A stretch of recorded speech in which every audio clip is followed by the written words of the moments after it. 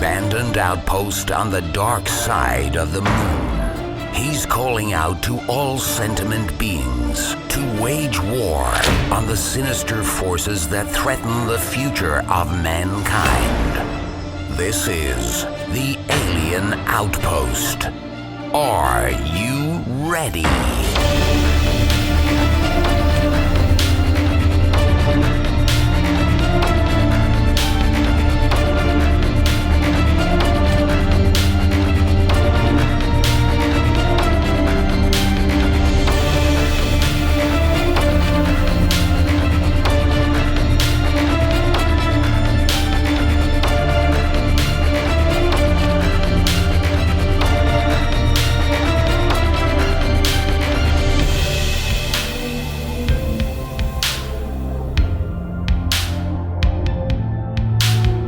All right, Joseph, we are back.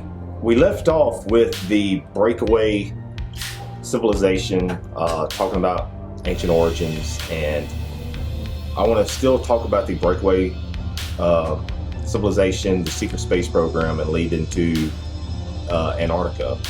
But who was involved in the breakaway concept during and post World War II? Pretty much everybody that you would be familiar with in terms of, big names that were in intelligence at the time. Specifically Allen Dulles.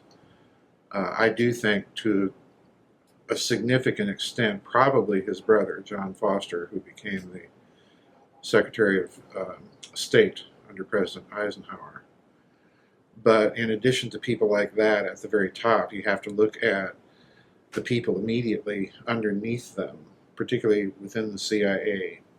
People like Richard Bissell, who is in charge of all of the CIA's covert operations. This was the man that eventually was fired, for example, by President Kennedy for his involvement in the Bay of Pigs. Bissell was in charge of all covert operations, but very importantly, Bissell was also the man that Dulles tapped to set up the first spy satellite program. And my thesis has always been that in the post-war world, these mandarins essentially had three basic strategic problems that they were faced with, and they had to figure out a way to deal with all of them more or less from the same platform. So those strategic problems were obviously the communist bloc, what I call the post-war Nazi International. They are definitely aware of the survival of Nazism, not simply as and I want to make very clear so that people understand what I'm saying. I'm not saying that you're dealing with a bunch of Nazis hiding out in grass huts wearing grass skirts in the Amazon basin. I'm talking about an organized extraterritorial state, quite literally, that is well organized, well financed, that has a presence pretty much throughout Latin America, and certainly a heavy influence and presence within the Middle East, in particular within the various radical Muslim groups. The Nazi connection and influence there is very pervasive. They have a presence in Taiwan, and so on and so forth. So they're spread all over, and of course inside of this country. And then the third strategic problem that they're confronted with is the UFO, because these things obviously begin to make there's a dramatic uptick of UFO sightings during World War II by all combatants, Axis powers, Allied powers, everybody seeing these things. And that uptick of activity, of course, continues after World War II and is centered around a lot of our defensive installations, Roswell being the most famous example. So they're having to figure out, how to deal with all three of these strategic threats. And it's my thinking that in part the spy satellite was designed not only to keep tabs on the Soviets, but also to try and find out, where this Nazi activity is centered, and also have some means of reconnoitering, potentially reconnoitering UFO activity. So it's people like that. Then you also have to look at people like General Ed Lansdale, who's kind of the CIA Pentagon covert operations liaison officer. There's clear indications that General Lansdale was involved with the Kennedy assassination. You have to look at people like that. The final, very crucial thing to bear in mind is, in my thinking, if you're dealing with the UFO problem, these people are going to be thinking in terms of how do we address a potential threat. And they're going to be thinking, well, we're going to have to achieve some sort of technological parity and be able to emulate the performance characteristics of these things. So they're going to set up a secret research project that is going to be kind of like the Manhattan Project during World War II, but it's going to, obviously, it's going to be much longer term, and that means it's going to require much more money over a very prolonged period of time in order to do this. That's going to require a very, very different system of financing. So one of the crucial decisions, I think, that you have to look at is in 1947, President Truman was debriefed by then Major Ed Lansdale on all that Japanese loot that the Japanese plundered throughout Asia and parts of China during the war. Just an enormous hoard of. Everyone thinks about the Nazis, plundering Europe, and how efficient an operation that was. Well, the Nazis don't have anything over on the Japanese for efficiency in plundering. The Japanese literally sucked up all the liquidity in Asia that they could: bullion, gems, art treasures, you name it. President Truman was briefed on this stockpile of loot by Major Lansdale, and Truman took the decision. This is one of the least known, but I think most important decisions that was made in the immediate aftermath of World War II. President Truman took the decision to recover that loot, but keep it top secret, and put it in the hands of the National Security Council to manage. Now, if you paid attention to what I just said, what this means is that in addition to the normal black budget, you have now an entirely separate hidden system of finance that is so totally off the books. It's deeper than the black budget. It is not under any sort of congressional oversight. This is directly under the executive branch and the National Security Council, which, conveniently enough, happens to have people like Allen Dulles, later his brother, Richard Nixon. There's another one that is going to have their fingers in another player with their fingers in this big financial pie. And typically, the people that have investigated that decision have said that this was to be used as a political slush fund to fund covert operations, which it was. But the problem is the amount of money is so vast that it far exceeds any requirements that the CIA or anybody else would have had for covert operations. So in other words, I genuinely think that most of that money was really for the purpose of funding this covert research.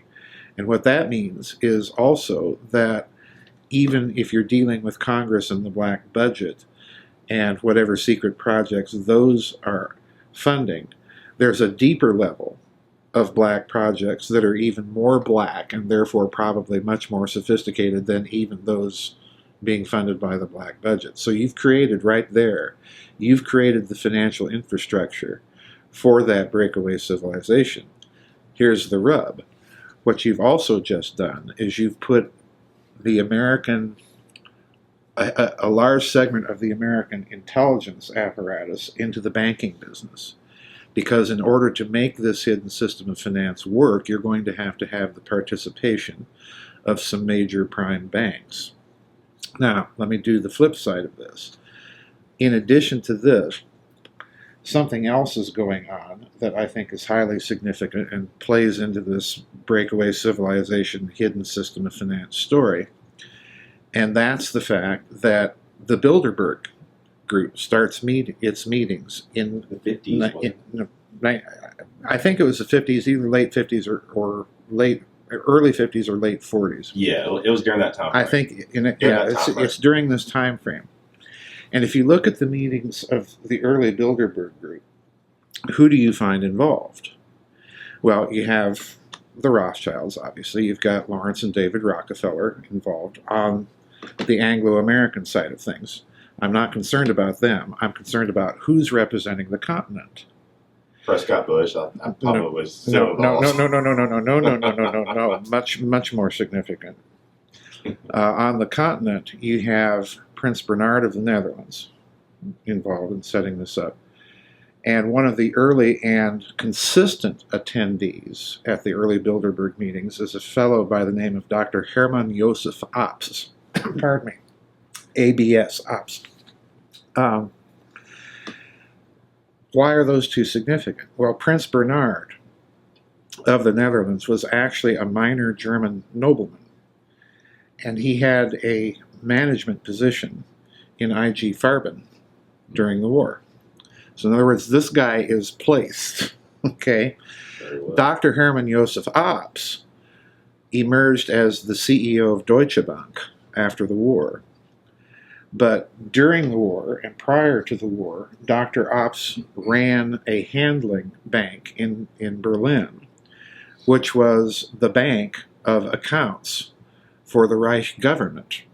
In other words, it would be like the Federal Bank of New York being the bank of accounts for the U.S. federal government.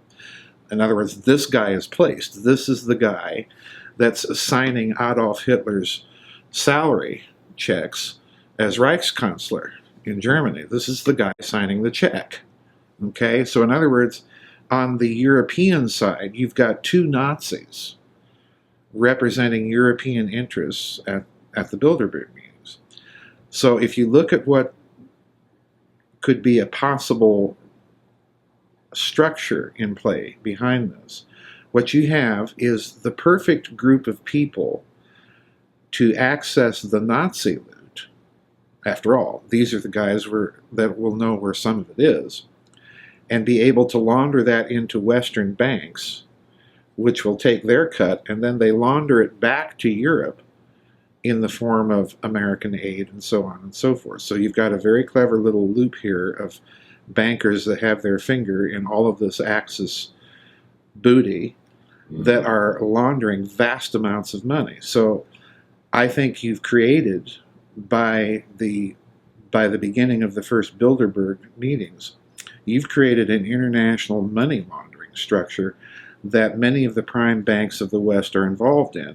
This will not become evident, these major banks that are doing this activity, this will not become evident until the 2008 bailouts. So in other words, this is a structure that has existed off the books, dealing in money that's almost completely off the books, vast amounts of it. If you've got a secret reserve, imagine what you can do as a banker with your ledgers. It's unbelievable. So yes, I think you've got a structure there, a financial structure that indicates just how seriously this group of people took the UFO problem, how seriously they took the long-term financial commitments that it would require to research and build out the technologies that could emulate the performance characteristics of UFOs. Why emulate them? Well, as far as they're concerned, this represents a threat to humanity. We have to keep this quiet, and we have to build out parity to show that we can do this too and forestall any potential intervention that they may have been thinking was possible. And, again, whatever their motivations were, I think in that sense they were thinking correctly. They were doing worst case scenario analysis and trying to figure out a way to deal with it. So I think they made essentially the correct decisions, although from a strategic standpoint, although it's obviously had a profound negative effect on our situation today. We're missing trillions of dollars. No one can figure out where it's gone. It obviously hasn't shown up in the public system, because if it had, it would have shown up in the form of massive inflation. So we're dealing with a lot of issues. All right, Joseph. A while ago, before we get too ahead of ourselves, you were talking about you just said satellite, and of course, we were talking about ancient origins yesterday and human origins. So, what's the deal with this 13,000-year-old Black Knight satellite? I don't know. I've been trying, I've heard of the story. I've been trying to verify whether or not it's true. There have been consistent rumors, and of course, adding fuel to the flames of speculation is Philip K. Dick, the famous science fiction writer who wrote that novel called Valis, where he has the person that's in the hero of the story supposedly getting these messages from this ancient satellite in orbit. So, people have been speculating that he may have known something about this Black Knight satellite. The story is supposedly that this was discovered at the beginning of the space age by the Russians and Americans, and they discovered this satellite and knew that it could not be theirs because it was in a polar orbit, and they had not figured out how to do polar orbits at that point in the early 60s. So, which, as part of the story I dispute. I think probably they were doing polar orbits much earlier than they let on, simply for the purpose of spy satellites, obviously. So I'm 6 of one, half dozen of the other on the story. I haven't made up my mind whether I believe it or not, but it does stand to reason in a certain sense, and that is if there was an ancient cosmic war, and it involved people that were off planet, and if they're still out there, they'd want to be keeping an eye on these monkeys down here, and, especially, if they just recently got A-bombs and H-bombs, to toss around. So, they'd want something. So it makes sense from that point of view. Exactly. And so while we're kind of on the space angle, have we already, we're going to get back to the Nazis here in just a minute.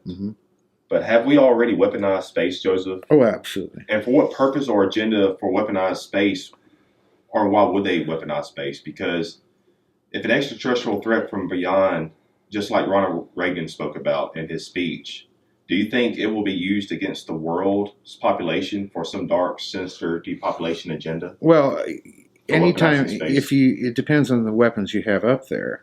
If you've got grazers, which are gamma ray lasers, or kinetic weapons, electric railgun type weapons, rod of God technology, sometimes it's called, of sufficient weight that the kinetic energy impacting on Earth would be similar to a nuclear bomb. If you've got that kind of technology up there, then certainly it could be a threat to things down here. I'll tell you why I think that the weaponization of space is already an accomplished fact. And that goes back to the UFO problem. And I detailed this in some of my books, Covert Wars and Breakaway Civilizations, Covert Wars and Clash of Civilizations, those 2 books in particular, because I detailed the strange occurrences that occurred in the early 1960s with American communication satellites. We put up a number of communication satellites, and inexplicably, they would die and be presumed lost for several months, and then all of a sudden they'd turn on again. And if you are the national security establishment and you're dealing with UFOs, and in addition to this, you had UFOs buzzing civilian airliners, forcing them to take dramatic emergency avoidance action and so on and so forth. If you're doing this, and at the same time you've done your post-war studies about creating an international system of finance based on financial clearing that is done where? Well, it's done in satellites. Our whole financial system right now, everywhere in the globe, is dependent on financial clearing being done by satellites. Well, if you are facing a threat that can potentially interdict those satellites and literally bring the world economy that you're planning to put into place into a standstill, what are you going to do? You're going to protect those assets. Mm-hmm. And it's much easier to protect assets like that with weapons up there in orbit rather than ground-based weapons, particularly at that era.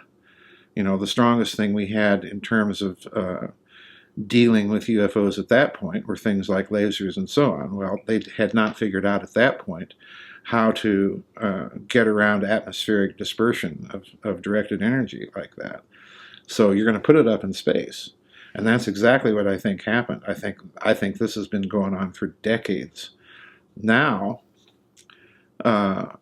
since we're talking about space, you know, and they're talking about mining the moon, mining asteroids, and so on and so forth, and everybody's going to go out there and do this, well, again, you're not going to leave that kind of heavy investment unprotected against any potential threat. It's just not going to happen. And I think those that think that they're going to get some sort of international agreement against the weaponization of space put into place are, you know, it's a wonderful idea, you know, all power to you, but I just don't think they're being realistic.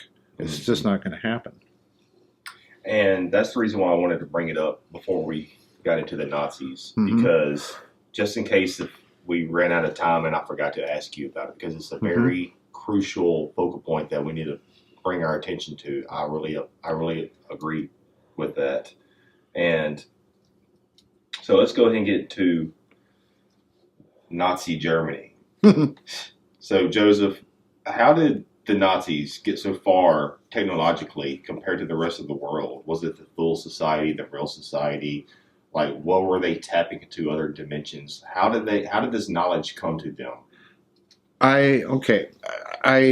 I'm one of those that the Thule Society certainly existed. It certainly had a huge influence on the formation of the Nazi Party and Nazi doctrine. And this is all being mediated by Rudolf Hess, because he was definitely a member of it. That is known. Hitler, on the other hand, everybody says he was a member of it, but he's never been documented to have been a member of any of those societies. There have been claims about it, and none of them have been very well substantiated. But with Hess, we know this to be true.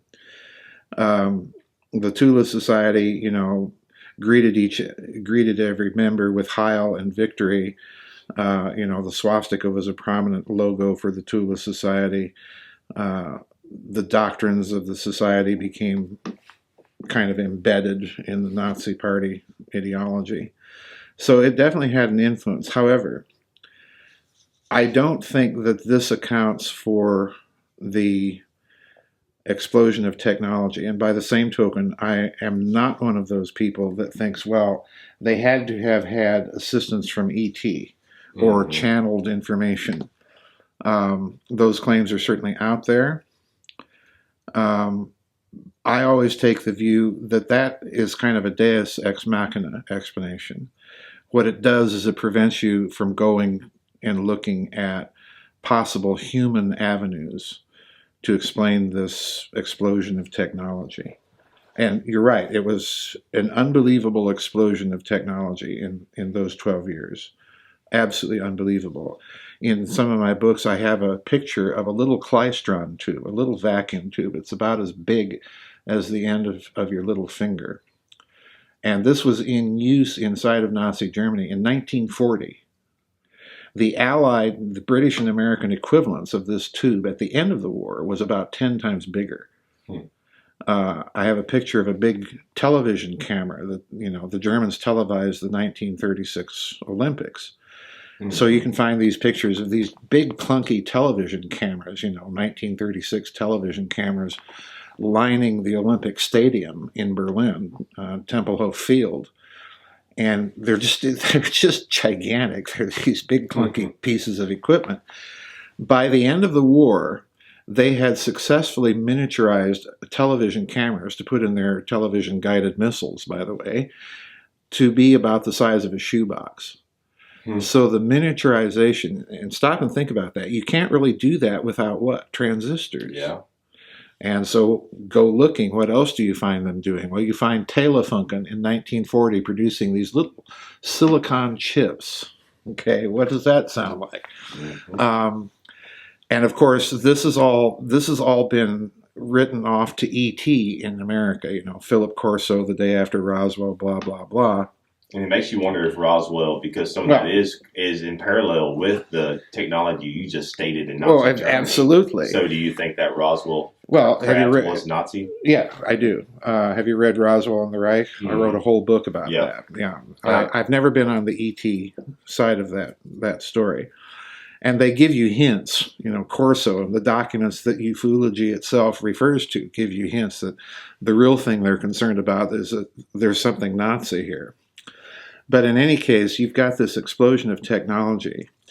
You have the Horton Brothers designing these, you know, futuristic flying wings, which, oddly enough, Northrop Grumman built a complete mock-up of one of those Horton Brother flying wings about 10 years ago. Spent $250,000 to do this, using the original materials, reproducing the original paints, and so on and so forth. And what they did it for was they were taking radar cross-sections of those things, and they discovered that these things would have been about 75% stealthy to any Allied radar in use at the time. So, you know, so now you can add stealth aircraft to it. You've got supersonic ramjet aircraft, you know, Walter Lippisch and some of those people that were brought over to this country, and stories of the Germans having broken the sound barrier in 1944. You've got Victor Schauberger and Fleissner making their jet turbined, literally flying saucer-like craft. You've got the Nazi Bell. You've got all of these projects. What exactly was the Nazi Bell? Well, to me, this was the most interesting wartime project. It was a story that was unearthed by a Polish researcher by the name of Igor Witkowski after the Warsaw Pact collapsed. And this is very crucial for people to understand. It's when the Warsaw Pact collapses and when Germany is reunified that all of these stories come out, because the facilities that were doing this research were in the Eastern Zone. So there's been this explosion of information about all of these Nazi projects because of the collapse of the Warsaw Pact. The Bell was a project. It was called the Bell because this thing looked like a bell. And on the inside were two counter-rotating drums into which they put a serum, which they called Serum 525, that was supposedly a kind of a dark cherry red, very heavy liquid goo. And this was, they spun this up mechanically in these counter-rotating drums, and then they pulsed it electrically. And I'm making a very long story very short. I cover all of this in detail in several books. I basically tried. Brotherhood of the Bell is a very good book. Well, SS Brotherhood of the Bell, Saucers, Swastikas, and Psyops, Secrets of the Unified Field, Philosopher's Stone. I've basically attempted to take the story of the Bell and reverse engineer every little detail in it to see what the physics thinking behind it may have been. In essence, what they were trying to do was to replicate, I think, the processes in the sun and to figure out why the standard models of stellar energy really don't work. In other words, they were trying to construct a free energy device. So the Bell is kind of an entry gateway technology that they're testing theories for three different purposes. The first is for energy. Germany, doesn't have petroleum. Germany has lots of coal, but it's not sufficient to Germany's, energy needs. Just remember, Germany right now, today, is the fourth or fifth largest economic power in the world on a population base of about 80 million people. So it's all kind of upside down, has been, since the Kaiser. So they were doing it for that reason. The second reason they were doing it was they were trying to figure out an advanced propulsion technology, an anti-gravity sort of technology. And the Bell, in Witkowski's reconstruction of the story, was seen to have levitated. That's all it did. It just levitated. It didn't do anything else.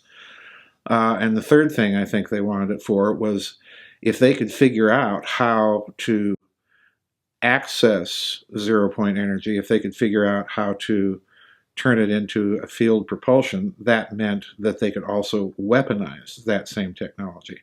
And if you weaponize that, I've said this for years and years, if you weaponize a technology that gives you control of the structure of space-time, potentially you have a weapon that would make a hydrogen bomb look like a firecracker. So this was their most highly classified project during the war. And I believe that, and again, the details here, the devil's in the details. I can't give a Cliff Notes version of this that will sound anything other than stupid and wild and fantastic. It's when you get into the details in the books that you'll see why the case is there. But I believe that the Bell Project went to Latin America, and they continued research on certain aspects of it after the war.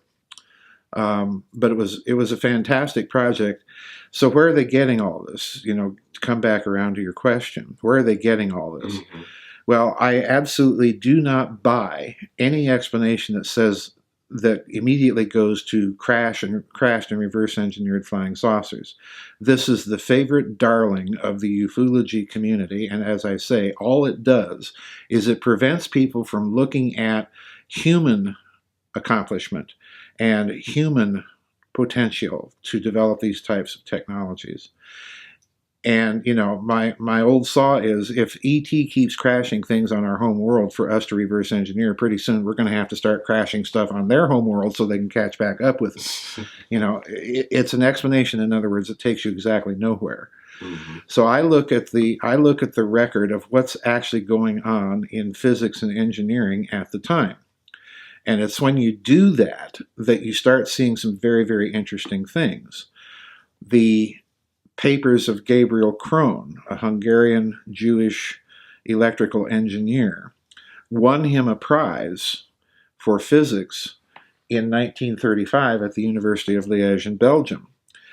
And immediately when that paper came out, because what Krohn was saying was, hey, we can take the tensor calculus of Albert Einstein's general theory of relativity and use this mathematical technique to explain why big electrical network systems have anomalies that otherwise we cannot explain. So what Krohn just told you in, cutting through all the verbiage is that with 1930s technology, we can engineer gravity and space-time on the laboratory bench. Because he's taking this from general relativity, okay, mm-hmm. which, up to that point had no practical use.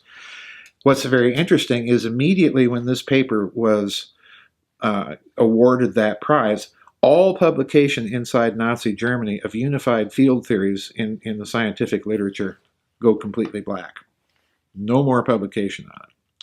The man put in charge of the Bell Project was a very famous, internationally known physicist by the name of Walter Gerlach.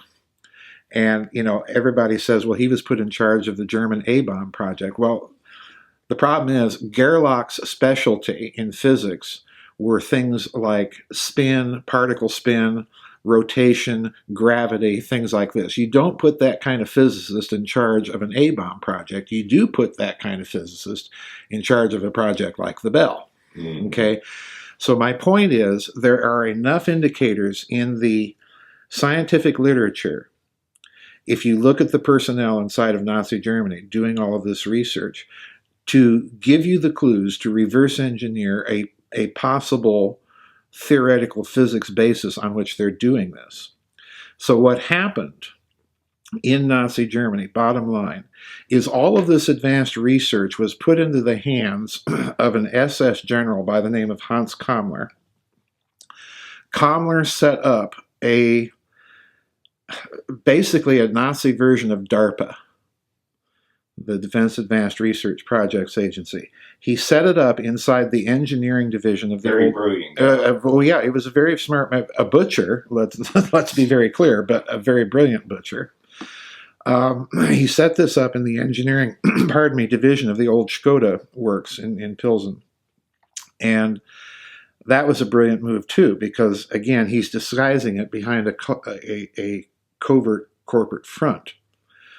And when he set this up and recruited all the scientists into this Nazi version of DARPA, it was called the Kammlerstab, the Kammler staff. He gave the scientists and technicians absolutely free rein. Didn't impose Nazi Party dogma. He said, this is where we need to be. This is where we want to go. Brainstorm all the necessary steps in the technology tree to get us there and what we have to do. And in addition to this, he set up a privately circulated top secret journal for these scientists to submit their papers to, and circulated this amongst all the scientists. So what he did was basically what we were talking about in the previous section with the Breakaway Civilization. What he did was he created a cultural climate where these scientists could do what scientists love to do, and that's sit around and brainstorm and do something really wild and cool, and not have to be accountable to anybody should their brainstorms prove to be a failure. So he creates this culture where all of these bizarre ideas get to be circulated, and cross-fertilization, cross-pollination taking place between various areas of inquiry, and so on and so forth. So this is what I think explains this phenomenal explosion of all of these technologies that you see coming out of Nazi Germany during the war.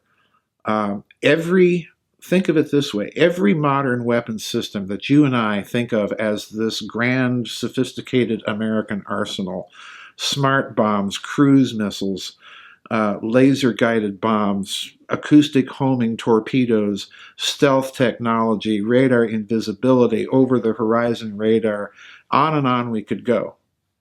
Every single technology that you think of as being part of this super smart American sophisticated arsenal has a prototypical technology either under development or deployed by the Nazis in World War II. Every single one. That's phenomenal. Yes, it is. And we were talking about the Nazi Bell. Could the Nazi Bell have been linked possibly to the Foofighters? Because it's theorized that the Bell produced this immense form of energy, and the Foofighters are said to be very bright in nature. Maybe the Nazis figured a way out to produce many Nazi bells, which could actually be these Foofighters. All right. The bell did give off, according to the stories unearthed by Witkowski. The stories come from concentration camp victims at Gross Rosen, which was the concentration camp that was within a couple of miles of the Bell installation where it was being tested. And the stories are that they saw an acorn or bell-shaped device kind of glowing in a pale blue light at night above the tree line. It would come up and then it would go back down. The blue light is an indicator of ionization of the atmosphere. The Foofighters, I think, there's a standard line out lately, again coming from certain circles in ufology, that just do not want to look at this Nazi technology. If they do, they look at it only in a superficial way. I don't think anybody has gone into the detail with it that I've gone into. And I've done that simply for the purpose of saying, no, you folks need to look at this. This is definitely a big part of the story, and to ignore it, you ignore it at your peril. Every theater in World War II reported seeing these things, and combatants on all sides. They were reported in the Pacific. So I do agree with those people who say that not all of these things could be Nazi technology because the Japanese did not have anything anywhere close to, what the Nazis were doing. But there are some Foo Fighter incidents that do indicate that the Nazis were up to something, because we have reports of British fighters in France seeing these things start out on the ground in occupied France and then coming up towards the British aircraft at the same time that the Nazis turn off their anti-aircraft. We have similar reports during the American bombing raids on Schweinfurt, where all of a sudden the Luftwaffe is not even attempting to show up and shoot down the bombers, but a few German planes show up and drop these strange pie-shaped things, just very bizarre stuff that gets ignored in the literature. So I do think there's enough of an indication that at least some of these odd occurrences have some sort of basis in German technology. We don't know what. That's the problem. There are a lot of kind of, to be blunt, half-assed explanations out there as to what sort of technology the Nazis may have been deploying. I'm not sold on any of them, to be quite frank, but I do think the indicators are clear enough that they were up to something, and that at least some of these reports have to deal with some sort of technology that to this day, we simply don't know. It either disappeared into the belly of the post-war Nazi International, or it disappeared into the belly of Russian and American black projects. We simply don't know. Some theorize, since we're still in the Nazis here, and we're still talking about, this all correlates, it interconnects with each other, with the Breakaway Civilization, the Nazis, the secret space program, and even Antarctica is what we're going to leave off with today. We'll get to here in a moment. But some theorize that there are Nazis on the moon, and some may call them space Nazis. What's your thoughts on that, Joseph? Well, I'm very skeptical of it, and I'm skeptical of it on the basis of this Bell story. While they were able to achieve a lot of things, no story of Nazi field propulsion saucers or any of that stuff has any good substantive basis behind it. And in fact, in a book I wrote called Saucers, Swastikas, and Psyops, I point out that most of these stories about Hanabu and Vril and all of this nonsense that you see floating around the ufology community, most of those stories are coming out of a very narrow circle of post-war neo-Nazis in and around Munich in West Germany and Vienna, Austria. This is the place where these stories are originating from. And when you examine the stories, they'll give you pictures of supposed blueprints and so on and so forth. But unlike the Bell story, there are no details of these things. There's no way to reconstruct a putative, or to reverse engineer, if I can use that term, a putative physics or engineering concept behind it. With the Bell story, what intrigued me about that story was, if you read Igor Vitkovsky's presentation of the story, it's full of details, like this substance that they were putting into the Bell, a heavy, liquid, gooey, cherry red substance. Well, the redness right there tells me it's an oxide of some sort. An oxide of what? Well, it's a heavy metallic goo. Well, mercury is a heavy, so it could be a mercury oxide. There's something else going on. So in other words, just on that one little thing alone, you're able, if you do a little research, you're able to reconstruct a potential reverse engineering of just that substance. Why the counter-rotating cylinders and so on and so forth. Why the ceramic metal shell of the device. Why did they build a power plant at the installation to test it? Well, that tells me they're using gobs of direct current electricity. Why the buzzing sound that it made. The Germans called it der Bienenstock, the beehive. Why that buzzing sound? That sound is very typical of an electric gate being open and shut several times per second as it's pulsing electricity into something. It's an arc gate. So there's all of these details in the Bell story that allow you to reconstruct a putative, a potential, a possible physics and engineering explanation of what they were up to. That's completely missing with all of these stories about Hanabu and Vril. All we have with those things are claims of field propulsion, which exceed the actual state of research evidenced in the Bell story. So I'm skeptical of all of these claims that the Nazis or whoever made it to the moon. I'm just very, very skeptical of it. And I know there's people out there arguing for it, but I've yet to be convinced. What about a link between this Nazi Bell and the ancient Vimanas of India? Definitely possible. Because in those texts you have, they did travel to India also. Yeah, oh right? You've got to remember. Maybe that's what helped with all this technology that they perhaps, but I look at it the other way around. I go back to what I said last night about the ancient elites having to preserve their knowledge in such a fashion that when humanity got back to a similar pitch of scientific development, they would be able to go back and read these texts and look at them in a scientific way. So in other words, I think what's happening is the Nazis are getting their technology from some very astute brainstorming on the basis of the science at hand at the time. And it's on that basis that they're going to the texts and looking at that and saying, oh, maybe that's what they're talking about here.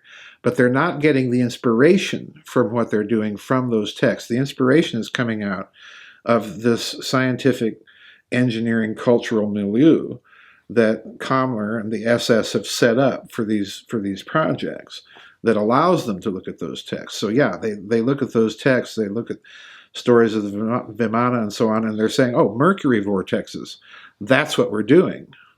You know, so would they then make the effort to gather more information on those texts? Sure, absolutely. Now, when it comes to this Nazi technology, while we're still on the Nazis, what else do you think that they were possibly working with? Do you think that they were working on maybe tapping into other dimensions, and maybe that's possibly what the Nazi Bell was used for, or maybe enormous interstellar spaceships? I can answer that question very simply by going back to Gabriel Krohn and that paper, which is highly influential. Remember where Gabriel Krohn ends up. He ends up in this country at General Electric as head of their research. Okay, so in other words, yeah, we know what's going on too. You know, this is, you know, but in order for Krohn to say what he had to do, what did he have to do? Well, he's talking in that paper when he's referring to tensor calculus. He's talking about a mathematical technique of analysis that, by its very nature, is hyperdimensional in character. In other words, he cannot explain his theories without resorting to 4 or more spatial dimensions. He cannot do it. So in other words, the very fact that these people, you know, and I can point you to a very famous German mathematician that's gone down in physics history that was saying essentially the same thing in a different way when he proposed the first post-war unified field theory. He was a famous guy by the name of Theodor Kaluza.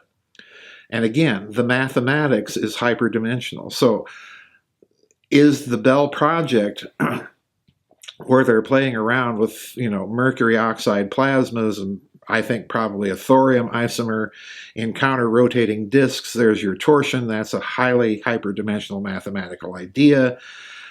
Is the Bell device a hyperdimensional object? Absolutely. I want to drill this home. Please hear me, any electrical circuit, the light, the television, the refrigerator, the washing machine, any electrical circuit, according to Krohn, is already a hyperdimensional machine. Any. Makes sense. Yep. And with this during, or actually right after World War II Mm-hmm. in 1947. Come on. Well, what is it about 1947, Joseph? Because look, Kenneth Arnold sighting. Yep. You got Roswell. Yep. You got Admiral Byrd and with Antarctica. Yep. But the most important one of all to me is you have all these things going on. Admiral Byrd, Roswell, Admiral Byrd,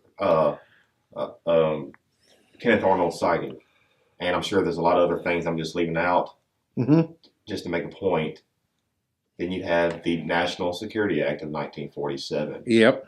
That's very fishy. Yeah. Very given fishy. The context. Yeah. So explain a little bit on this, Joseph, and why would they create this National Security Act? Because what are they afraid of? I know some things have to stay secret. As the military, I understand. Sure. But it seems like they're really afraid of something. Yeah, you betcha. Okay. I'm going to ask the listeners to indulge me in a bit of if-then speculation. I'm going to ask the listeners to accept, for the sake of argument, because I don't have time to go through Roswell and the Reich and the case I laid out there, that Roswell was not about ETs, it was about Nazis. I'm just going to ask everybody to accept, for the sake of argument, that what crashed at Roswell was a product of some of this Nazi technology. Now, what does that mean? Let's assume you're the United States Air Force and you come across a bunch of wreckage in the New Mexico desert of something that looks Nazi, okay? And then you bring in your intelligence officer at the local atomic bomb airbase, Jesse Marcel. You have him look at it. You bring this stuff back to the base. Everybody says, oh, that's odd. And then according to the Magic 12 documents, you bring in a bunch of these Nazi scientists that you've got handy and in the area to look at this stuff and say, does this look familiar? Were you guys doing any of this? And some of them, oh, yeah, you know, some of that's kind of familiar. And in those Magic 12 documents, let's recall, just since we're talking about ufology, let's recall that some of those documents are describing things like gears.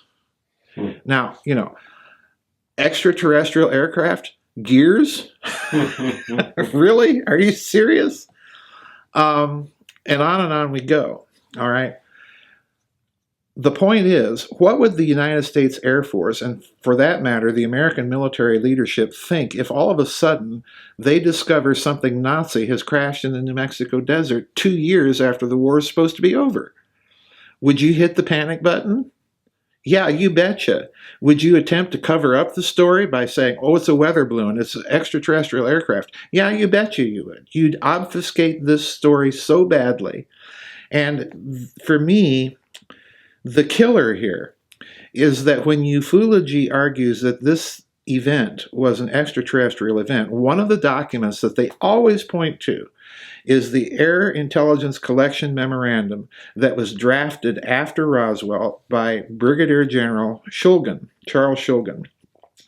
And this document does exist, and it exists, incidentally, in two forms, a fake one and a real one, okay? In both versions, this is the killer, in both versions, after you get all of this description of this strange technology, you have Shulgin asking, we need to find out where the heck the Horton Brothers are. Well, the Horton Brothers were the German aerospace engineers that were designing these big flying wings that I told about earlier. Well, why would you be looking for the Horton Brothers if you thought that this was a crashed extraterrestrial aircraft? What would they possibly have to contribute to the thing? Why would you bring in a bunch of Nazi scientists, according to the Magic 12 documents, to look at something that you suspected was extraterrestrial? Why would you show this to your former enemies at all? Mm-hmm. My reasoning is the Air Force isn't that stupid nor that careless. You know, you simply wouldn't do that. Mm-hmm. But if you suspected a German origin for it, yeah, you'd bring them in. You'd want to know. So if you suspect it's Nazi, then you're confronted with a problem. Where the heck are these things coming from? Because they probably didn't come from Germany. And they probably didn't come from Germany. Argentina, Germany, Chile. Argentina, Chile, those are good places. And guess where the Horton Brothers happen to be? Argentina. Yeah, Argentina.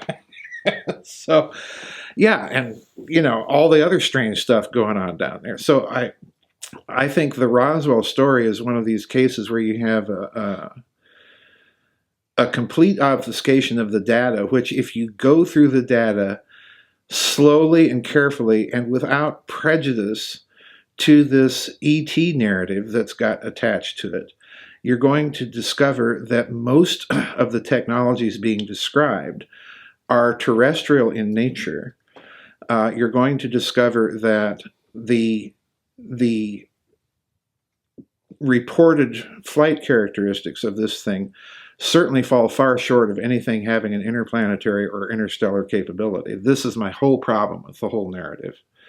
It just does not make sense other than that, from that point of view. All right, Joseph. Mm-hmm, yeah. We were just talking about Chile and Argentina. Mm-hmm. And so this is getting closer and closer to Antarctica, but we're still with Nazi Germany a little bit. Now, the ultimate question, did Hitler survive World War II? When I first started doing this Nazi research, I still subscribed to the standard narrative that he committed suicide in the bunker along with Eva Braun, Hitler. I have considerably changed that. I no longer believe the standard narrative. The case, I think, is overwhelming that he made it out of Berlin somehow. Now, there's many different scenarios out there of how he did it. I've got my version. Carter Heydrich has his version, which I think is substantially correct with a few modifications, which became my version. You've got the Gray Wolf version. You've got Jerome Corsi's version. Everybody who's Peter Levenda has yet another version. The basic bottom line here is the problem of the standard narrative. Every single detail of the standard he committed suicide in the bunker in Berlin narrative comes from who? Nazis. Mm-hmm. And the problem here is we're being asked to believe a narrative of people that we've been vilifying for 12 years as sociopaths and the penultimate liars. But all of a sudden, when it comes to the death of Hitler, we start believing them. Mm-hmm. This. And my question here is, would you pay out an insurance policy based on that kind of information? Well, answer, no, probably not. So I think the narrative has to, at least to be scrutinized and questioned. I just had today a story that someone emailed me that, conclusive proof Hitler did die in the bunker because a bunch of French DNA experts had examined what are supposedly Hitler's teeth in Moscow and proven conclusively that they are his teeth and therefore he really died in the bunker. Well, this proves nothing. They may very well be his teeth, but there's nothing to prevent the Germans from yanking all of his teeth and planting them around, salting the field and giving the guy a bunch of dentures, mm-hmm. Hauling him off to Argentina. It proves nothing. And it's getting to the point you can sense a certain amount of desperation. We've got to prove that these people died there, because if they made it out, then the whole narrative's up for grabs again. Yeah, rewrite history. You have to rewrite history. And so if let's say he made it down there, mm-hmm. and I like to lean on the side that he did. Mm-hmm. Now, with Antarctica being pretty close mm-hmm. to Argentina and Chile down there, mm-hmm. do you think he had possibly connections and ties to, I guess, the continuing of the research that was still going on from Nazi Germany, but mm-hmm. maybe they were doing this research in Antarctica? No. I have never subscribed to the view that there is any sort of Nazi research facility doing these projects in Antarctica, for the very simple reason that, if the Bell is the quintessential project of Nazi Germany, and they had to build a power plant in order to test the thing. This rules out Antarctica, because sustaining a research facility of that magnitude in Antarctica would have taxed the Royal Navy, would have taxed the American Navy, let alone the tiny little German Navy, which is also having to conduct wartime operations, in a global war. So logistically, I think this is nonsense to assume that the Nazis had some sort of base like that. I'm not doubting that they had a base of some sort there, but I think it was a much smaller affair than all of this Nazi Antarctic last battalion hysteria. People that subscribe to that, I think, are just not thinking through things. All the indicators, every single indicator, as far as post-war Nazi research is concerned, is pointing the finger directly at two countries in Latin America, Argentina at the top of the list and Brazil. That's where you have to look, because those countries have the technological infrastructure, they've got the power infrastructure, they've got the financial infrastructure to sustain a project like that. And in fact, if you look at Argentina, it's very, very clear that Juan Perón is sponsoring a lot of research projects that are staffed to the gills with these Nazis. Kurt Tank, the Horton Brothers, Emile de Wantin, they're all building these advanced Delta Wing jet fighters for Juan Perón. It makes sense, Joseph, that if this was going on in Argentina or Chile, Brazil, 2 years later after the war, we have Roswell. We have Roswell, right, exactly. And it is said that it did come from the South. Right, yeah. Come from the South, not the North or East or West. Right, exactly. Very, very fascinating. Very fascinating. And so let's get on to Admiral Byrd. Okay. I've got my book ready. You got a lot of great research, and you're right about a lot of great things with Admiral Byrd, Antarctica, Rudolf Hess. But what do you think Admiral Byrd meant when he... First off, before I get into that, what sparked your interest in Antarctica? What? All the stories about Nazi survival, the Highjump story, and all the stories that have been told about it. The latest saw that some people say, well, Admiral Byrd really didn't say that. That's a mistranslation. They're accusing me of this, and I'm not the one that originated the mistranslation. This was out there long before I came along. I just put it in the context of looking at the whole expedition and why, all of a sudden, in 1946, the United States decides to send an entire fleet down to Antarctica with a battalion of Marines, incidentally, in tow. And the story that they put out is, well, they realized that the Arctic was going to be a potential area of conflict in any confrontation with the Soviet Union, and we needed to test equipment and tactics. Okay, fine. Why do you have to go all the way to Antarctica to do this? You can do it in Alaska. You can do it in the Canadian North. Those are certainly Arctic conditions. And it's much easier to hand. Would have been much less expensive.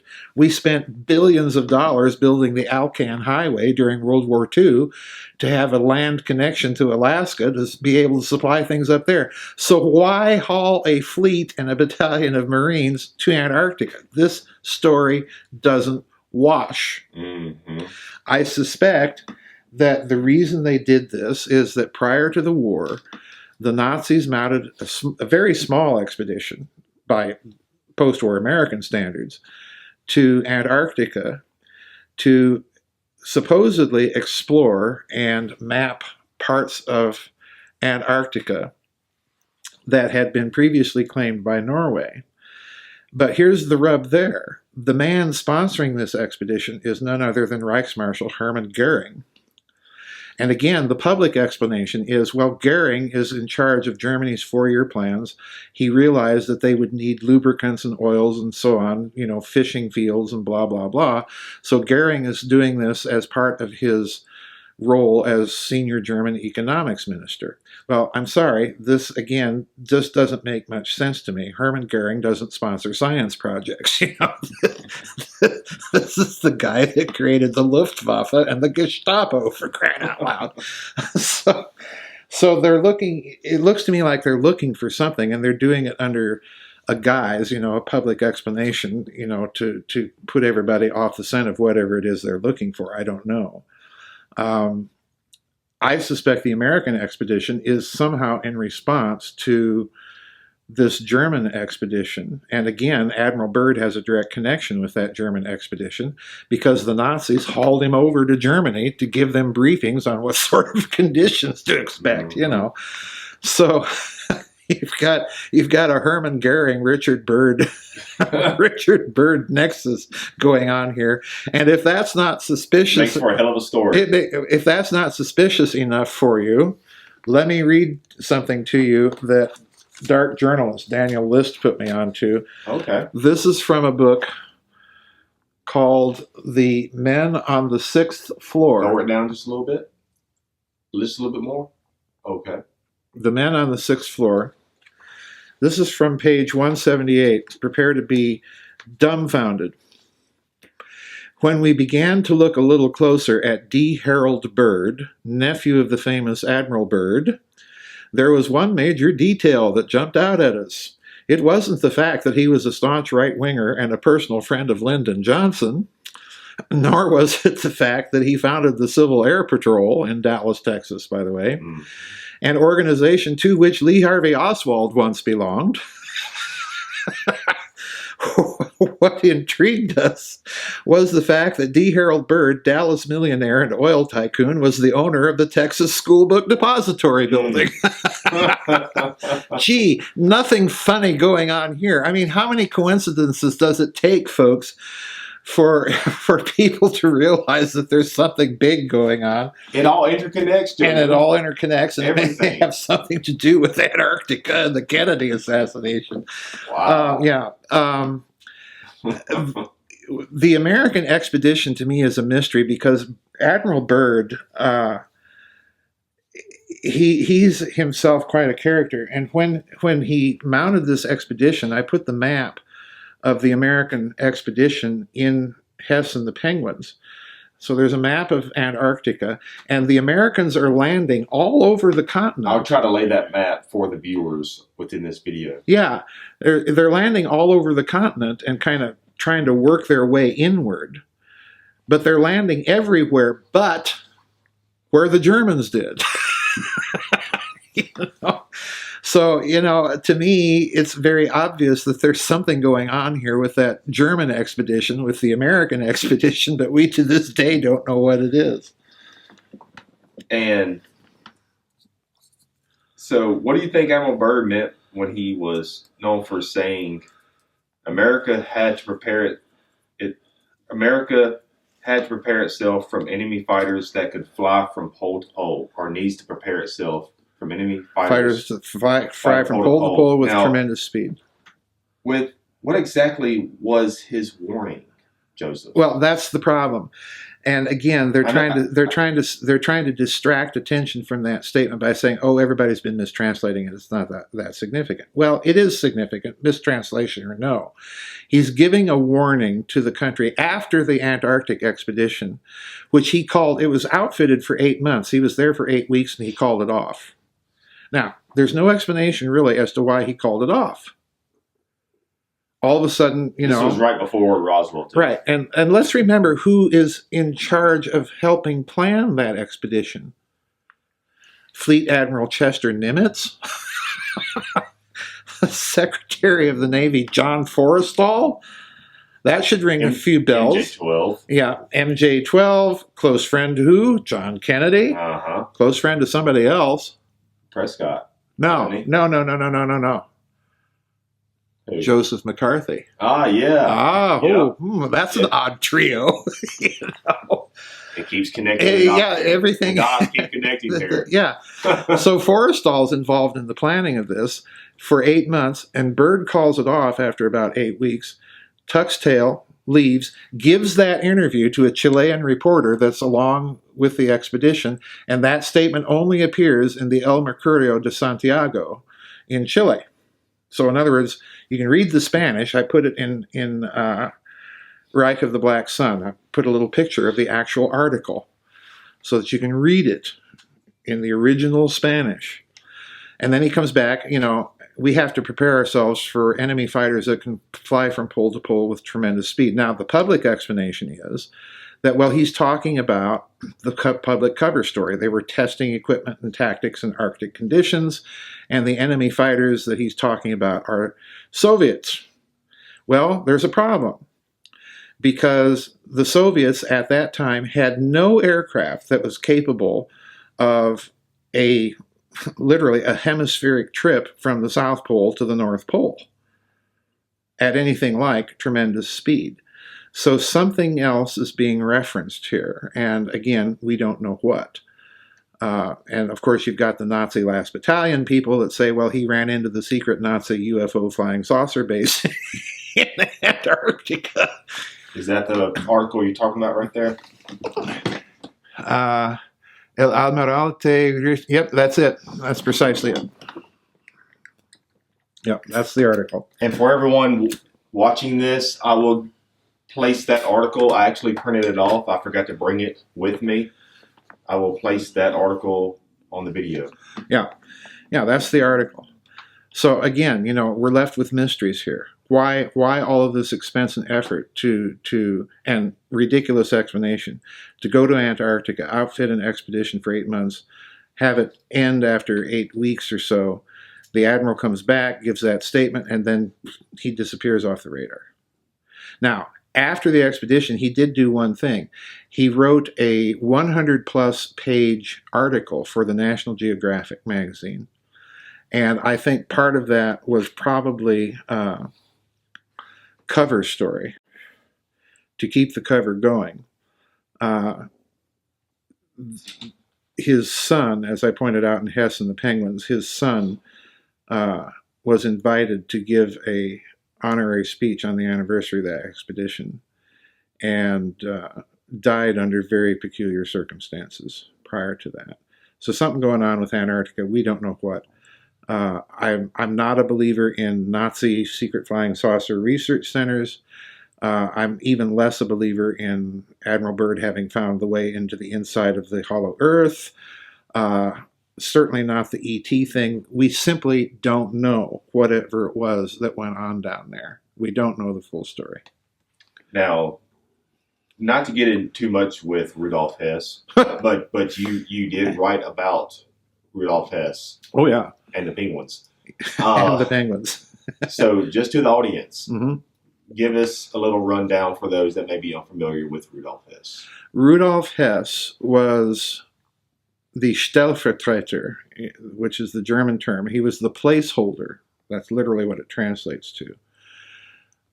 He was, in other words, Adolf Hitler's personal representative to the Nazi Party and in the Nazi Party after the assumption of power in 1933. This put Hess in an enormously powerful position, because Rudolf Hess, in spite of his kind of goofy looks and nutty behavior at the Nuremberg tribunals, Rudolf Hess was probably, along with Hermann Goering, the most educated and intelligent of the Nazi leadership. He was in charge of all the bureaucratic appointments. He was in charge of every liaison office between the Nazi Party and corresponding government offices. He was the High Commissioner for all technological development. So in other words, there was not a project in Nazi Germany that was of any scientific nature that he did not have a finger in the pie. That would have included the expedition to Antarctica.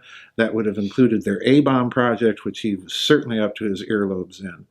Because you examine what he's telling the British after his capture, it's very clear that a lot of that very secretive correspondence and contact between him and, in some cases, Churchill himself has to deal with the A-bomb.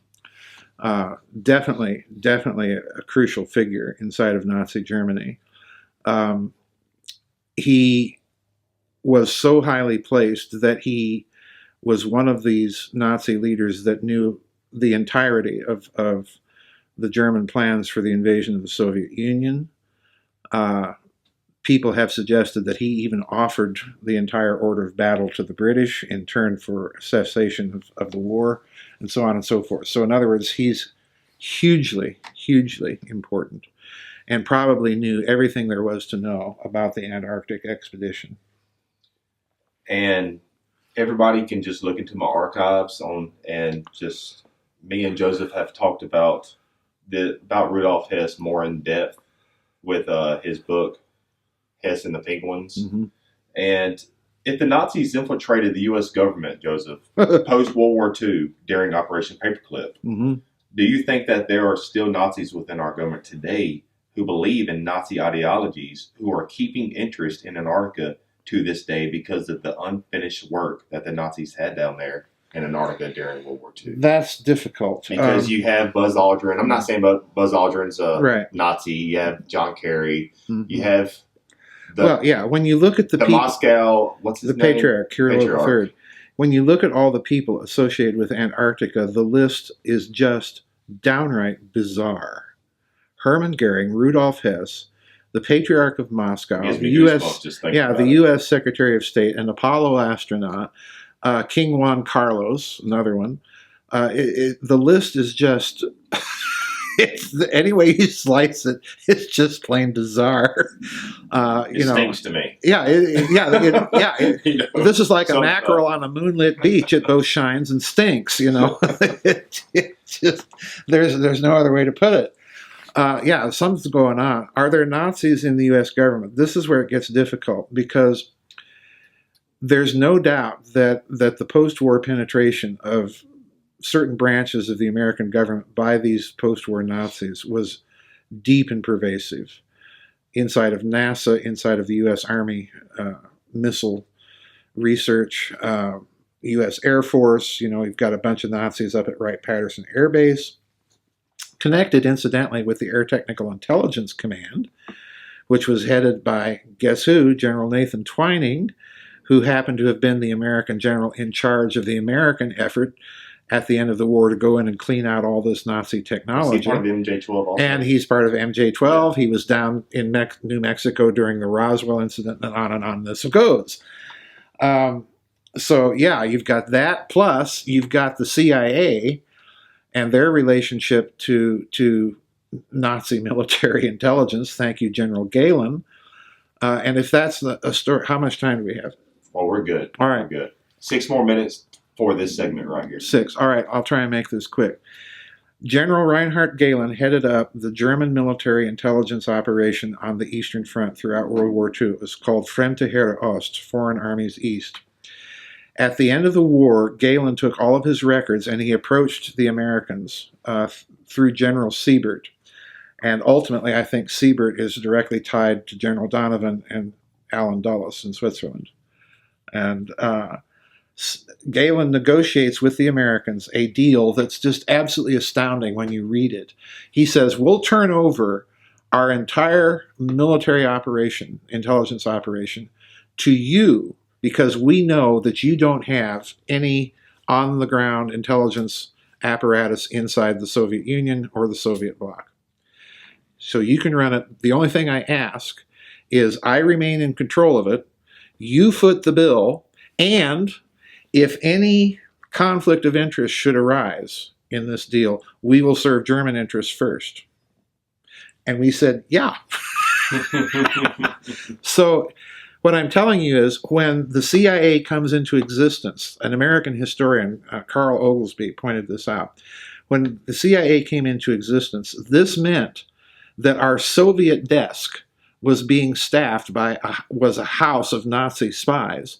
And it was so bad, Mike, that Galen's analyses of Soviet capabilities and intentions were oftentimes simply retyped on CIA stationery and handed directly to President Truman without any further input. So in other words, after the war, we have a Nazi general briefing President Truman. Now, is that a situation? Strange. Well, it's not strange. It's diabolically clever. Well, it's a lot of different coincidences that are connecting all together. And it should give you pause as to, just how accurate were those assessments. And it turns out now that those assessments weren't accurate at all. They were deliberately creating post-war tensions. Now, here's another little thread for you to follow. I was getting to another interesting connection of General Galen and his intelligence organization. Now, it's very important for people to understand that Galen's organization was actually rolled into or rolled over and into post-war West German intelligence, the Bundesnachrichtendienst.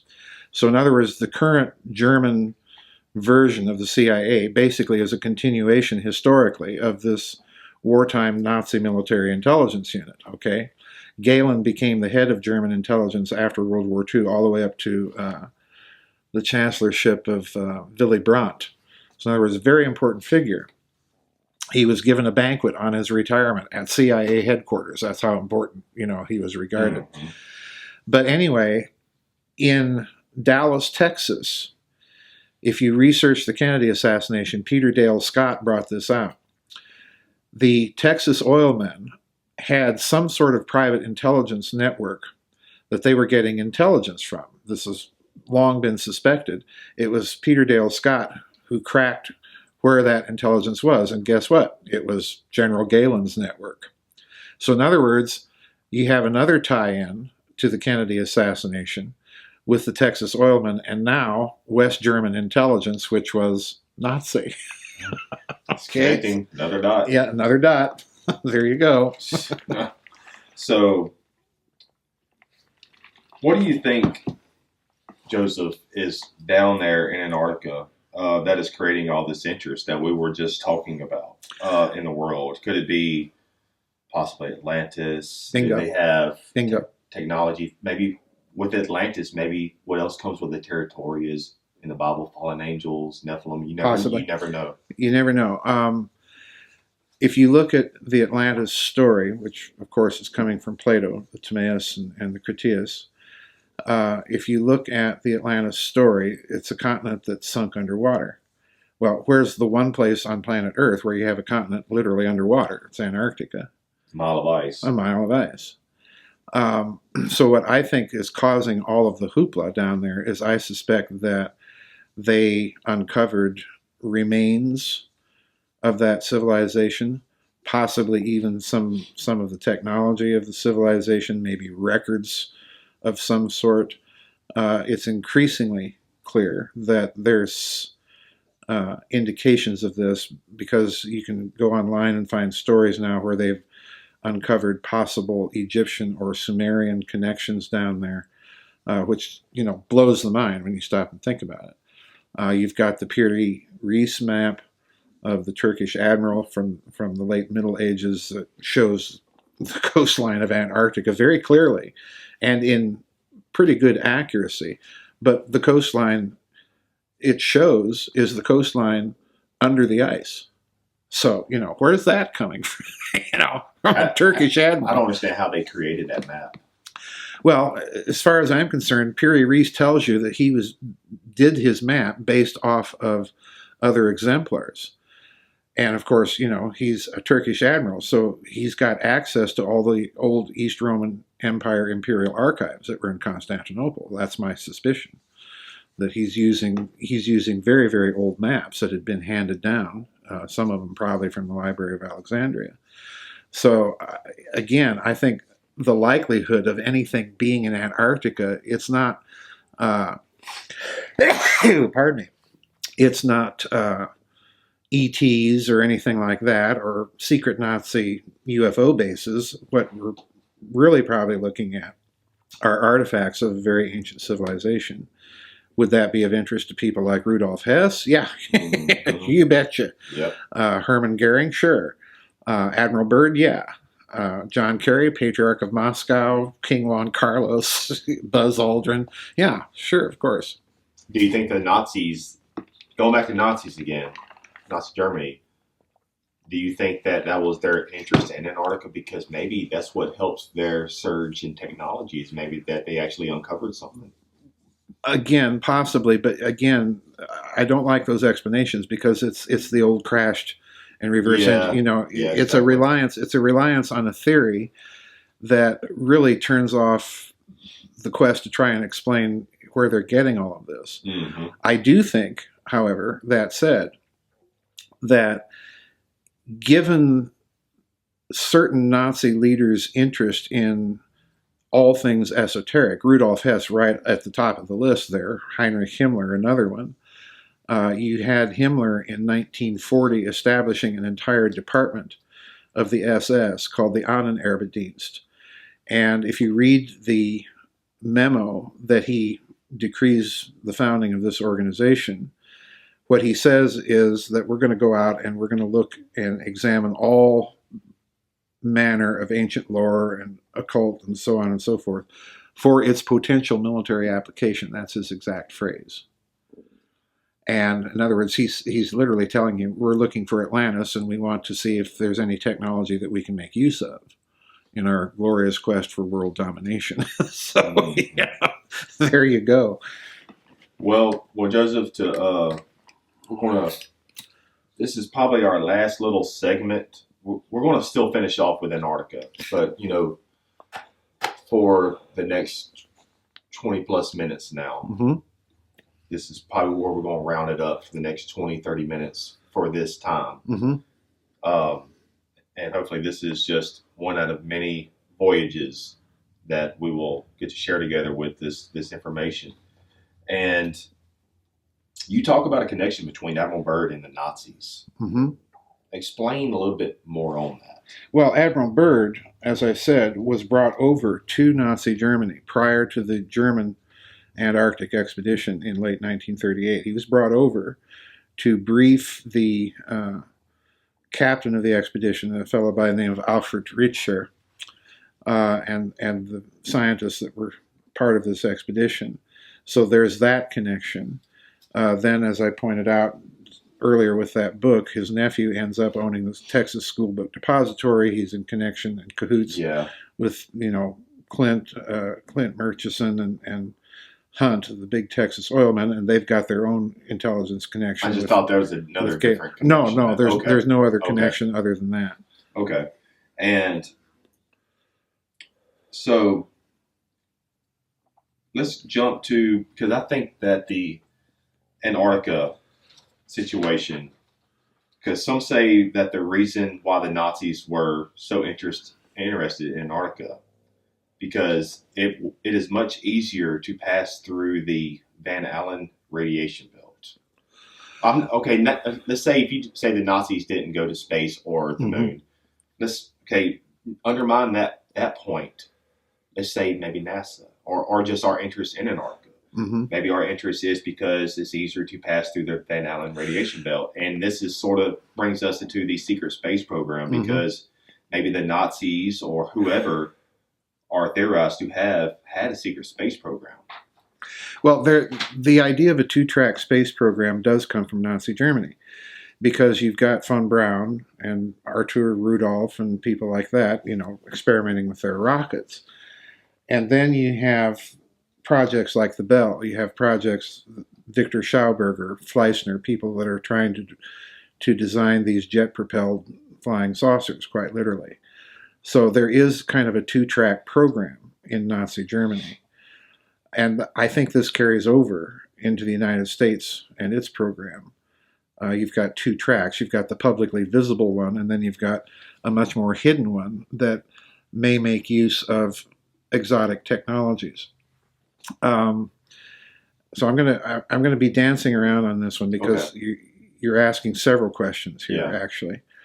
The Van Allen belts were not discovered during the Nazi period. This was after the war.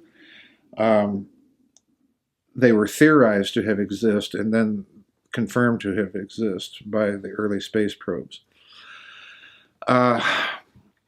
The problem with the Van Allen belts is that they're always cited by the Apollo hoaxers as being the reason we could not have gone to the moon. And I always retort that radiation exposure is a function of the amount of radiation and the time that you're exposed to it. Yeah. And it's conceivable that you can get through them fast enough to reduce the exposure, or, as you pointed out, you can go through the hole at the poles. Okay, that's a much more difficult maneuver. But there's a third possibility, and this possibility goes right back to the Bell. So let me try and set this up very carefully.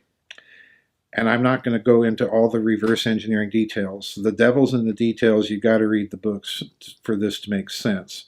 But let's go back to that serum that's inside the bell. In my speculation, and I want to emphasize speculation, I think that this was probably a mercury thorium oxide compound, with thorium being in an isomer form. An isomer is a form of isotope where the nucleus of the atom is in a high state of spin. When you slow it down, if you stop it or suddenly slow it down, that isomer will spit out gobs of gamma radiation. Okay, thorium-229 isomer happens to be an isomer where the threshold of stability is very low. In other words, it's very easy to stop it. Okay, that's why I think they're pulsing this stuff. Okay, with that high voltage electricity. So you've got a plasma inducing substance that you're twirling around inside the bell, that you're pulsing with gobs of direct current electricity. Why are you doing this? Well, one of the things that I think they're doing is a radioactive isotope has a predictable and fairly regular decay rate.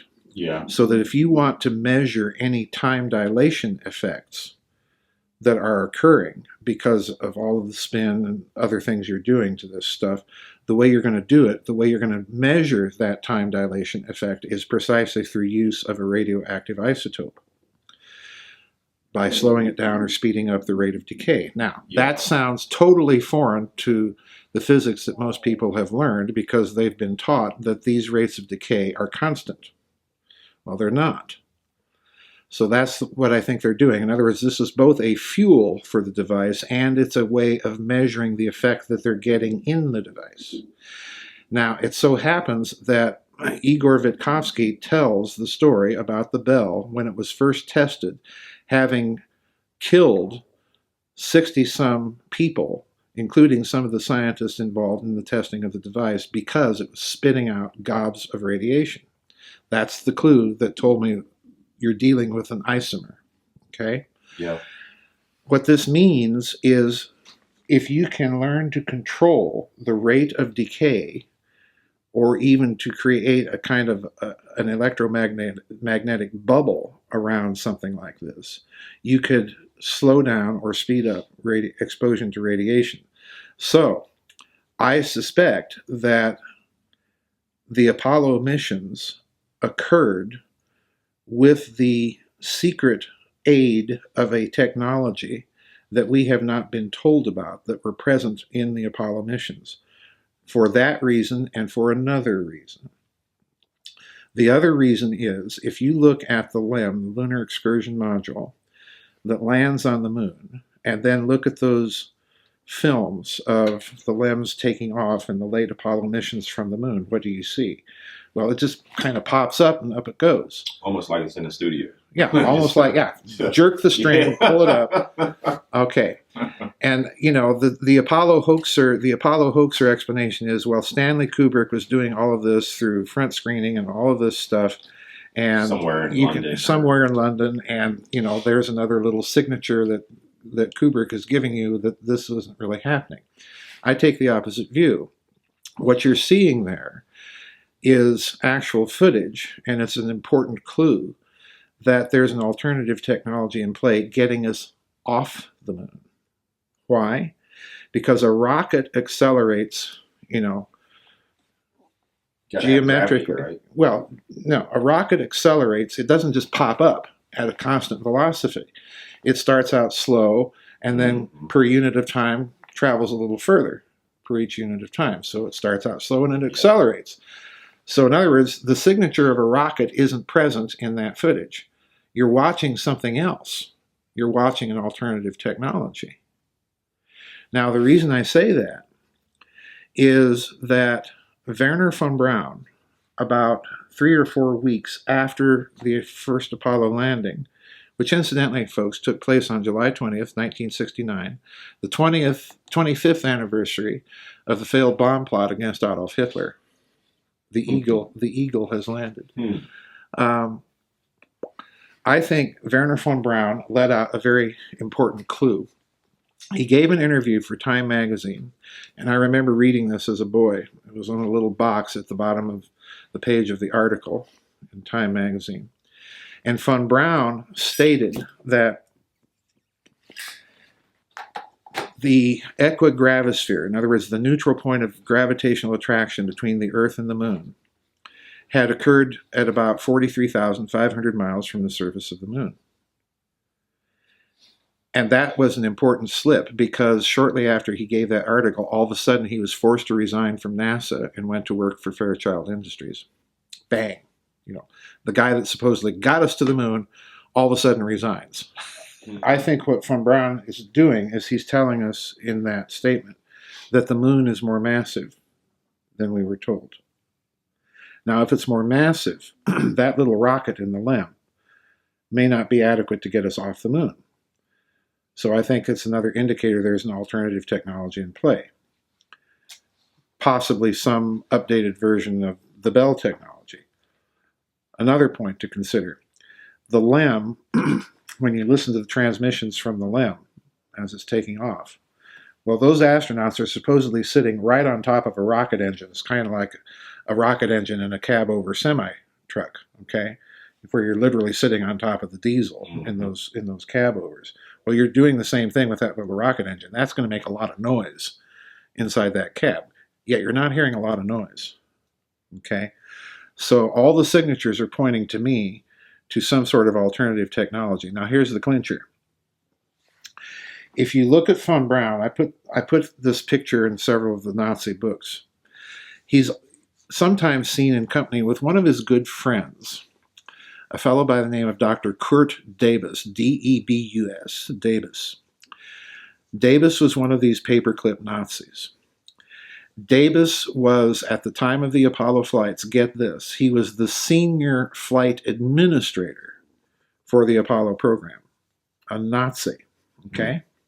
And a real Nazi, because it just so happens that Kurt Debus was, his file, his security vetting file, was reopened in 1947 after Roswell, when it became known that the paperclip Nazis there in Texas and New Mexico had dead drops inside of Mexico, were getting money from somewhere to afford their Mercedes cars, which were far beyond the salary they were being paid by the U.S. government, and that they had some sort of command structure or connection to something that they had no idea about. So they reopened his security vetting. This guy ends up as the senior flight administrator for Apollo. Now here's the clincher. Debus was not a rocket scientist. His specialty was high voltage direct current measurement and plasmas. In 1942, in Germany, he was working for the Allgemeine Elektrizitätsgesellschaft on some sort of secret project involving plasma, which was connected with the Bell, because that's the German company that was building the Bell. So this guy has a direct connection to the Nazi Bell technology. So it's looking to me like NASA made some sort of trade-off with these Nazis to get its hands on some of that technology, use it in the Apollo missions, to get them to the moon, and much more importantly, probably off the moon, which, that was Kennedy's directive. And Debus, just to sweeten the pot a little bit more, Debus, after the Apollo era, ends up being in charge of NASA's UFO desk, a Nazi, let us remember. And after he retires from NASA, he goes to work for a West German firm called OTRAG, Orbital Transport-Raketen Aktiengesellschaft, which had an Area 51-like compound on 250, I think 25 or 250,000 square miles in the Congo in Africa, which was building cruise missiles, testing biological weapons, and so on. That one yet. Oh yeah, well, you can thank Mikhail Gorbachev for that little nugget of information. Oh. But Davis was connected with that West German Area 51 thing going on. in the Congo and Africa. So this guy clearly has his fingers in all these pies, and I think he ends up as senior flight administrator for the Apollo missions precisely because he worked on this technology, and he may have been the point man, for negotiating my speculated deal. What was the deal? Well, I think probably it was this. We'll give you access to this technology. You give us access to whatever you find up there. Mm. Uh-huh. Mm. And while we're on NASA, why are they keeping the real secret space program, why are they keeping the real space program secret, aka the secret space program? Because we all know that NASA hasn't really done anything since 1975. Yeah, ain't that peculiar? Ain't that peculiar? We can't seem to design a big heavy lift booster without our German scientists. I think there's several reasons for keeping it secret. For me, the bottom line is this: if you're dealing with a technology that can engineer the fabric of space-time, and therefore a technology that has the potential of, if weaponized, being something far more destructive than your standard hydrogen bomb, which is obviously pretty destructive. If you're dealing with a technology like that and you're the elites, you don't want to release that technology until you have the means, the absolute means, of making sure that it is not used by people for those purposes. So in other words, you have to wait until what? Until you... War, No. You have to wait until you have a global surveillance system in place that can monitor anything like that. Guess what we have? We've got that. Guess what's happening? There's more and more stories now coming out from Lockheed. This is not fringe alternative people. Who is also down in Antarctica too, right? Yeah, Lockheed's down in Antarctica. They've come out with their little small fusion engine. NASA's talking about testing the EM drive engine, and they're doing that. So in other words, now they're releasing these stories because they've got the means of monitoring the potential proliferation of the technology and making sure that it's not being falling into the wrong hands. I think this is really the reason that Morgan suppressed Tesla, because the realization even back then was this stuff is very, very dangerous. We don't want it falling into the wrong hands, and we have no way of monitoring this. And if you understand, some of the basic simple principles behind it, it's very easy to do. So they have to sit on this technology until they've got the means to prevent proliferation. Think of the problems with nuclear proliferation now. Iran, Saudi Arabia, Pakistan, and so on. Think of the problems of nuclear proliferation now, where you're concerned about the wrong type of regime getting a hold of the atomic bomb, or God forbid, even worse, the hydrogen bomb, and magnify that by several orders of magnitude with a completely different technology that's capable of potentially much more destruction with no radioactive fallout to come back on the user of the technology. That's a proliferation nightmare. That's what they were confronted with. So, to this technology, Joseph,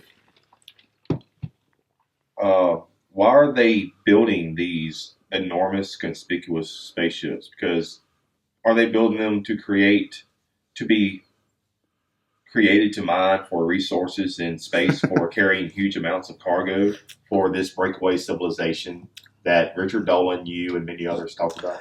Well, I don't know what big, huge spaceships you're referring to. If you're referring to rockets, Bigelow, Elon Musk, people like that, and the private space. The X-37B, I guess. Yeah, those things. Bottom line here, folks: chemical rockets. Because I'm sorry, I feel like they are doing this behind the scenes in the secret space program somewhere here on Earth. Sure. And I'm sure they are creating these huge spaceships to go interstellar travel. Well, maybe I can answer your question in a slightly different way. Let's look at the typical ufology explanation for these big triangular things that people have seen, sometimes a mile, Well, obviously human beings can't build anything that big and get it up there. Ever hear of the Hindenburg? Mm-hmm. As big as the Empire State Building? Yeah. With an enormous lift capability. Now, let's stop and just pretend we're engineers with gobs of money to spend. And we have huge hangars, like in Seattle. Could you build a collapsible wireframe, fill it with gas, like a balloon, expand it, have it unfold, put dielectrics on the surface and leading edges of this thing, charge those leading edges with a lot of electricity to move it around using electrical steering and so on, using a gas, an inert gas, not hydrogen, for your lift capability? Could you do that? Sure. Absolutely. So I don't buy it's too big for humans to build. That's a non-starter as an explanation. Could we do something like that? Sure, absolutely. You can go online and look at patents from the Army, from the Air Force, from DARPA for doing precisely what I've just told you. Too big for humans to build, but it was. I don't want to get into Egypt, but they say humans built the pyramids. Yeah, That's somehow. Okay. That's okay though. That's okay. Yeah. So I think, all the indicators are, to me, that they're doing something behind the scenes. And the idea of using chemical rockets to go out and mine asteroids, I'm sorry, this is not practical. When they're telling you that we're going to go out and mine the moon, mine Mars, and mine asteroids, when they're saying this, and they're deadly serious about it, the flip side of that is they're telling you we're getting close, if not already possess the technology to do that, and it ain't chemical rockets with 3 men in a tiny little capsule on the top of it that are going to go do that. Yeah. They've shown pictures of these enormous buckets, satellite buckets with rockets going out there to mine things. And again, I just laugh when I look at this. Rockets ain't going to do this job, folks. No. Is there any evidence that where these spaceships for the secret space program may be created, maybe Area 51, other places across the world? Well, you're going to want to build them in facilities where you're not going to attract a lot of attention, and then you're going to have to launch them in places and times where you're not going to get a lot of attention. So I'm thinking underground facilities or remote areas. Antarctica, the middle of Africa, and the jungles of the Congo, Amazon basin, places where unless you have satellite technology and access to things like that, you're not going to be going to be caught doing it. So those are the places I would look at. And Lockheed Martin's presence in Antarctica is a big dead giveaway as far as I'm concerned. Plus the fact that you've got Apollo astronauts and patriarchs of Moscow and Luftwaffe Reichsmarschals and everybody else associated with the place. Mm-hmm. That's reasonable. And you also talk about the Versailles template of interstellar relations. Yep. And you talked about it in your Bastrop, mm-hmm. Texas secret space program lecture. Yep. The cosmic Versailles. So explain to us a little bit about that. Well, if you're going to have a cosmic war, I think World War I is the template for these people. And the reason I say that is people like Allen Dulles, John Foster Dulles, what were they? They were all advisors to President Wilson at Versailles. They helped draft this whole post-war settlement, mm-hmm. which literally blew up in their faces. Thank you, Adolf Hitler. But, it wasn't terribly successful. What they were trying to do was, you have to remember, when Germany surrendered at the end of World War I, Germany itself had not been invaded. It was an economic defeat. It was a military defeat. But the country itself had not been invaded. The infrastructure was still there. And by infrastructure, I mean not only the industrial plant, but also the political infrastructure. You know, they got rid of the Kaiser, but everything else stayed in place. So in other words, they hadn't really defeated Germany. It was simply a stalemate that they all just agreed to quit. You know, let's stop. You know, and Versailles, what Versailles, if you look very carefully at it, tried to do was it tried to limit German production of certain types of armaments. No artillery beyond 50 centimeters caliber, you know. Yeah. For good reason. The French had been on the receiving end of 16-inch cannon for 4 years. Road mobile, no less. They were trying to limit the production of armaments. They were trying to limit the size of the German military to 100,000 men. They were trying to limit the displacement of German capital ships to 10,000 tons, all of which was in the treaty. But the other thing that Versailles did was it demilitarized the Rhineland. In other words, the area west of the Rhine River had to be completely demilitarized with a beachhead, a bridgehead, of about, I think, 30 kilometers on the east bank of the Rhine, also to be demilitarized. What they were trying to do was push any future German mobilization point back behind the Rhine River.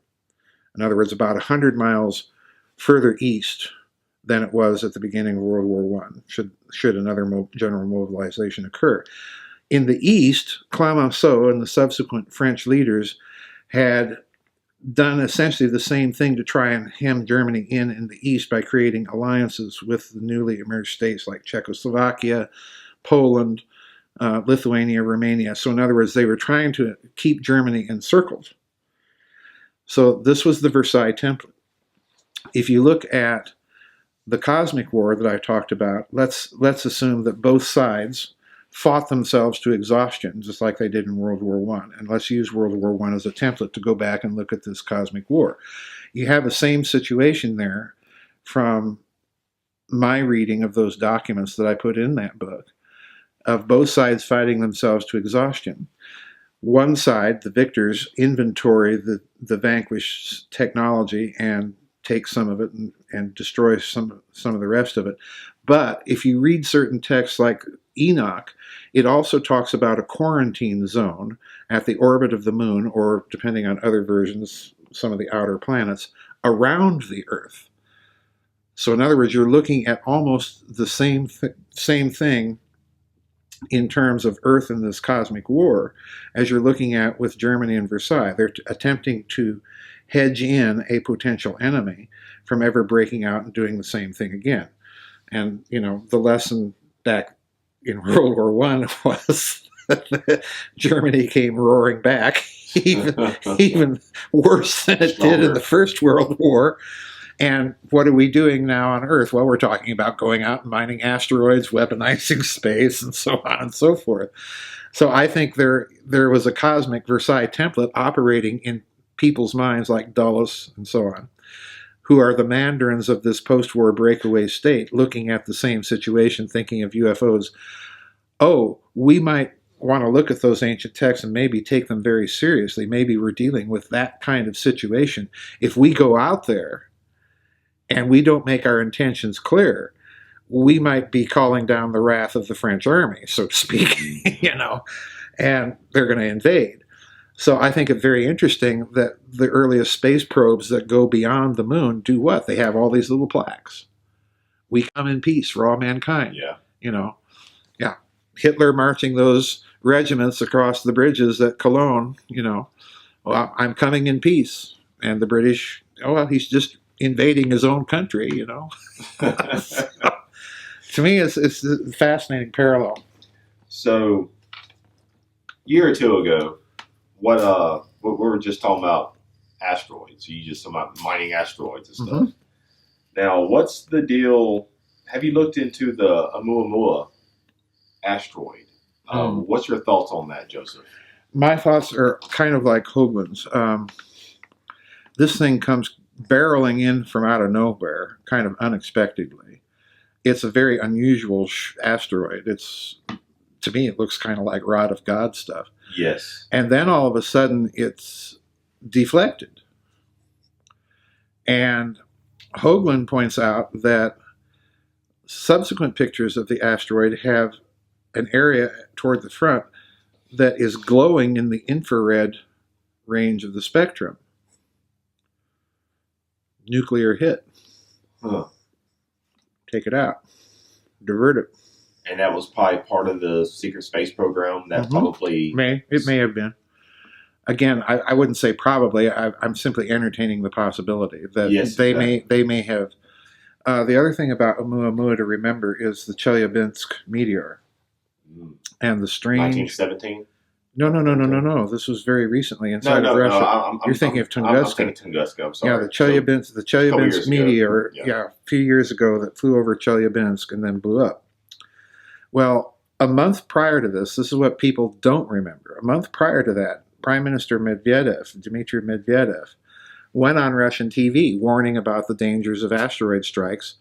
And he went on to say, well, Russia would like to cooperate with the rest of the world in setting up a planetary asteroid defense system. But even if we can't get anybody else's cooperation, we should go ahead and build our own anyway. And, well, how are we going to take care of those asteroids, Prime Minister Medvedev? Well, he says, we can use our big thermonuclear weapons, to either blow these things up or divert their path, and other means. What's the other means? Yeah, bingo. What other means? Yeah, what are those other means, Prime Minister, that you have in mind? Something they're keeping secret. Yes. Possibly with this black budget money. Yeah, rod of God technology, directed energy weapons, zap them out of existence, who knows. But he said this. Then a month later, we get the Chelyabinsk meteor incident, which to me, coming as it does a month after those statements, is mighty peculiar. Then it blows up. Then Russian TV airs a bunch of video of something apparently following the Chelyabinsk meteor and perhaps destroying it. And then, of course, all of this happens about a year after an American and Russian satellite in orbit collided with each other. Remember that? Yeah. Okay, now, neither Russia nor America launches satellites with the deliberate intention of, having them collide with each other. So, it's looking to me like someone gave one of those two satellites a little push, Yeah.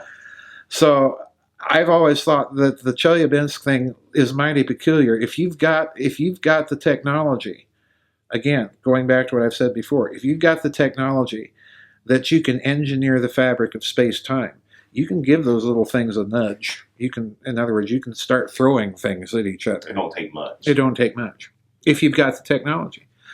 So again, I'm suspicious of the Chelyabinsk thing for the reasons I've outlined with Prime Minister Medvedev's statements. I'm suspicious of the Oumuamua thing on the basis of that very peculiar infrared signature that all of a sudden is there, and then we don't hear any more about it. Oh, everybody can relax now. No problem. I'm suspicious. So, for this time, Joseph, to round things up, like I told you last night, I could talk to you for hours.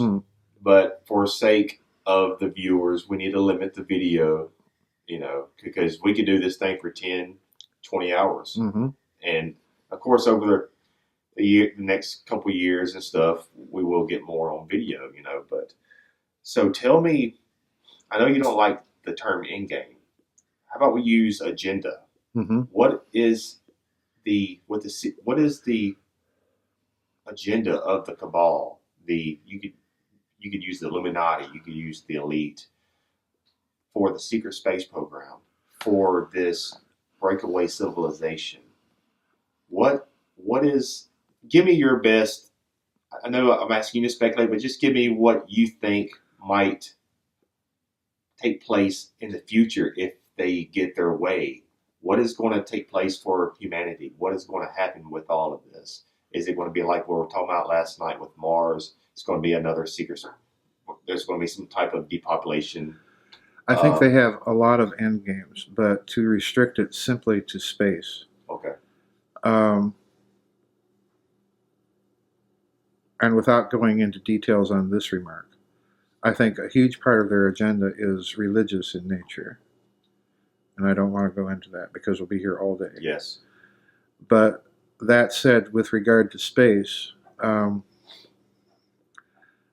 I think that they are going to try and use space to impose in some fashion, to impose their global order top down, so to speak, because the bottom up approaches are collapsing.